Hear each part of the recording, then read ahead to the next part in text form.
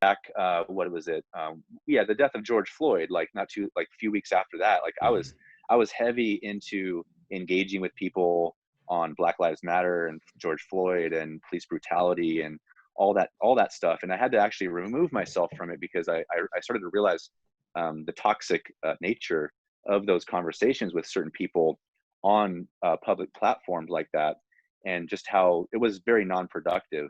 And so I had to actually take a step back and remove myself from those conversations because it was causing me an extreme amount of anxiety, Mhm. an extreme amount of stress that was not there before.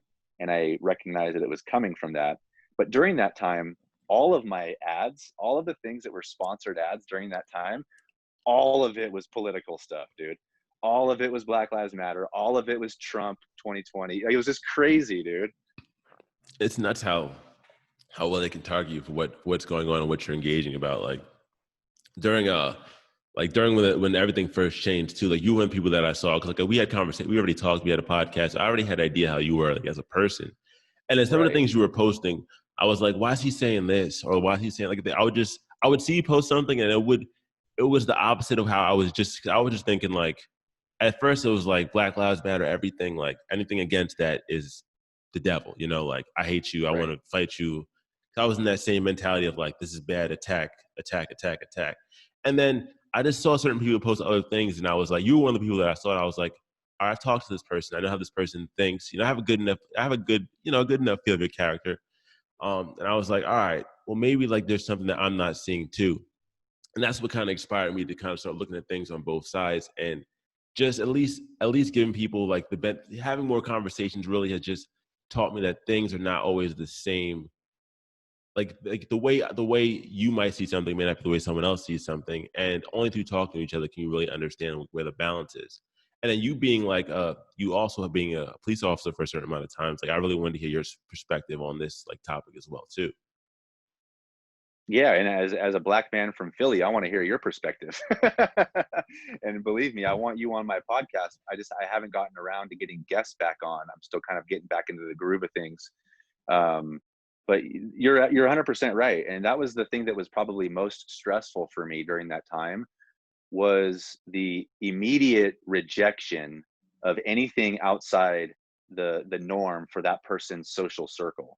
So Hmm. for example, if you're, you know, if you're heavy on the Black Lives Matter situation or Black Lives Matter movement and you see anything that goes against that in any way, shape, or form, it was immediate rejection. It was immediate um, respond to this person and tell them that they're wrong, or and it was like this mob mentality, right? Where Definitely. I would put up something that was, you know, somewhat, you know, anti Black Lives Matter, and some people were just like, you know, I felt like I was getting barraged by like 30 people, Hmm. and I felt like I was getting beat up, and I thought, wow, this is crazy. Like all I really wanted to say was that like, hey, violence isn't the answer, you know. Hmm. And you know, actually through those conversations though, because I am so open-minded and I'm not necessarily pigeonholed into one particular belief, that's one thing that I pride myself on, is that if I believe something right now in this very moment, it doesn't mean that it's forever. Like Hmm. my opinions change all the time, you know. And just because we're having this conversation right now via podcast, if I say something now, that doesn't mean that I can't change my mind tomorrow on that. Absolutely. You know, obviously Absolutely. there are things that I have personal experience with and have studied at a great length, that I do believe wholeheartedly, and it would probably take a lot longer for me to change my mind on certain topics. But a lot of these things are very new to me, you know. And yeah, you alluded to the fact that, you know, I was a cop. I was a cop for 10 years, and before, when I was a cop, I was around when Black Lives Matter. I was a cop in the Bay Area in California, so Okay. it's about 50 miles south of San Francisco. I was a cop at an agency, Santa Clara Police Department, which was home to the 50th Super Bowl, I believe, back in 2000, I think 16. And so I was a cop there for 10 years, and you know, while I was a cop, the Black Lives Matter movement started after Trayvon Martin Yep. was killed in Florida, and then it actually started to catch a lot of steam after the death of the man in Ferguson, Mike Brown, I believe his name Hmm. was. And those were two unarmed black men. One was obviously killed by a non-police officer, and one was killed by a white police officer. And during that time, I remember just how crazy the media was going, and how much information the media was pumping out. And as a law enforcement officer, law enforcement has access to confidential information that not even the media has access to. So when you have access to that confidential information, you have access to, for the most part, the truth, like what the accurate reflection of the incident was. And when you have a factual, accurate depiction of what the incident was and how it unfolded, no more is it Fox News versus CNN, or Fox News versus MSNBC.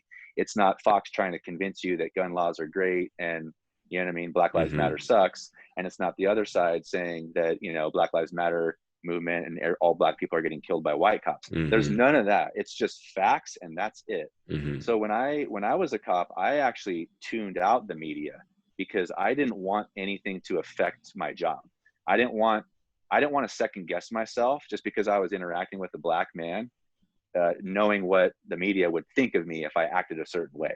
I would just interact with everybody the exact same, no matter what happened, based on the set of circumstances that we were in. And so I actually didn't realize how bad some of the media information was out there, because I was so ignorant to it, because I intentionally blocked it out.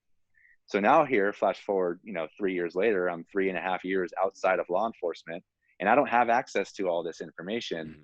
And so a lot of times, my first inclination is to kind of wonder what's actually happening on the back end.